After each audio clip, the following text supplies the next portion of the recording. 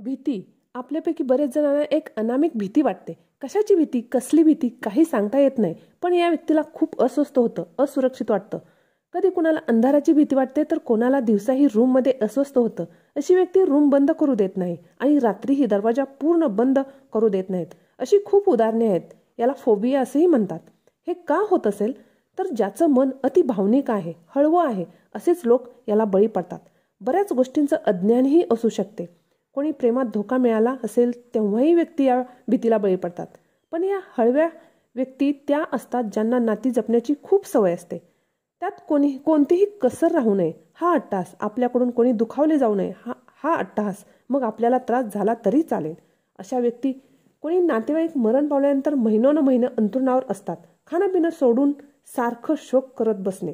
पण एक दिवस आपणही त्यांच्यासारखंच जाणार आहे हे ते विसरतात. आपलीही वेळ येणारच आहे.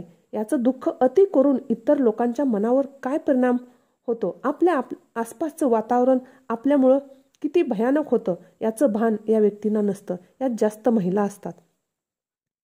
व्यक्ती खंबीर होऊन कोणत्याही संकटातून सामोरे जाऊ शकते, पण कमकुवत मन आणि विचार यामुळे ती व्यक्ती जीवनभर फक्त आणि फक्त दुःखातच राहते. आपल्याला किती मोठं दुःख आहे या विचारातच जगते. पण गरज आहे त्या व्यक्तीने आपल्याला बदलण्याची, सत्य समजून घेण्याची. सत्य काय आहे, ज्यावेळेस तुम्हाला सत्याची जाणीव होईल त्यावेळेस कोणत्याही प्रकारची भीती तुमच्या मनावर राहणार नाही. याचा चांगला नाही तर वाईट परिणाम पूर्ण आपल्या घरावर होतो. या घरातील व्यक्ती कायम भावनिक पंगू असतात.